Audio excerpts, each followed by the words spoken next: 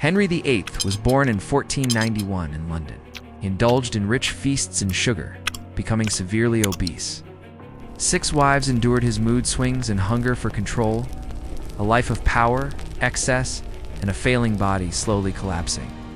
Henry VIII casts a long shadow across history, a towering figure whose life was a brutal clash of power, passion, and relentless change. In his youth, he was a striking figure, tall, muscular, moving with the grace and confidence of a man born to command. His court pulsed with music and ambition. Henry was a gifted musician, a tenor, who could sight read, compose, and play both lute and virginals with ease. Yet, beneath the polished surface, the seeds of chaos were already sown. The years would weigh on him heavily, twisting his body and soul, turning the king from a vibrant warrior into a giant weighed down by flesh and fury. Henry's reign was a storm that tore through England's history. He cut England's centuries-old bond with Rome, pending the spiritual order and installing himself as head of a new Anglican church. This violent rupture reshaped faith and politics, forcing a kingdom to rethink loyalty. Yet behind this titanic shift lay Henry's desperate quest for a male heir, a quest that haunted him for decades. His 3 legitimate children, Edward, Mary, and Elizabeth, each ruled, but none left heirs to carry his bloodline forward. In his desperation, Henry clung to his illegitimate son, Henry Fitzroy, the Duke of Richmond and Somerset, whom he lavished with titles and hope.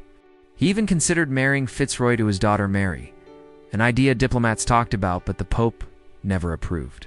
Fitzroy's death at 17 extinguished the last flicker of that hope. Henry's private world was tightly controlled, with no role more intimate or influential than the groom of the stool. This man oversaw the king's most private moments, but wielded power far beyond the toilet chamber. He managed access to the king, controlled royal finances, and handled the dry stamp that authenticated Henry's signature. Only a handful of men earned this trust, their proximity to the king making them key players in palace intrigue and policy. Though known for cruelty and wrath, Henry's love for animals was genuine. Horses were his constant companions, symbols of power, freedom, and grace. While claims that he performed the dramatic capriole leap are likely exaggerated, Henry was an accomplished rider, commanding respect on the field and in the stable. As his body grew heavier and slower, the elegance of his mounts became a final echo of his fading youth. Dogs, especially greyhounds and beagles, held a special place in his heart. His family life was riddled with tension and conflict. His sisters brought relentless headaches. Margaret Tudor, married into the Scottish royal family, demanded money and political favors. Mary Tudor's marriage to King Louis XII of France ended quickly with his death, but her secret second marriage to Charles Brandon without Henry's permission ignited royal fury. Henry's temper was notorious and violent. Those who dared mock him, especially about his health, paid with their lives. 2 men close to him, Henry Courtenay and Henry Pole, were executed after being accused of treason in a plot tinged with whispers about the king's failing legs. Henry's rage was swift, and unforgiving beheading was his signature response. The king's health was a slow unraveling. Injuries from jousting accidents shattered his body. Leg ulcers, deep and seeping, tormented him constantly. His doctors resorted to medieval horrors, cauterizing open wounds with red-hot irons, trying to burn away infection without anesthetic. The stench of his ulcers was so strong it could be smelled rooms away, a silent warning that only the foolhardy joked about his condition. Medical rumors followed Henry's decline. Syphilis was long blamed for his mental and physical deterioration, but modern historians reject this.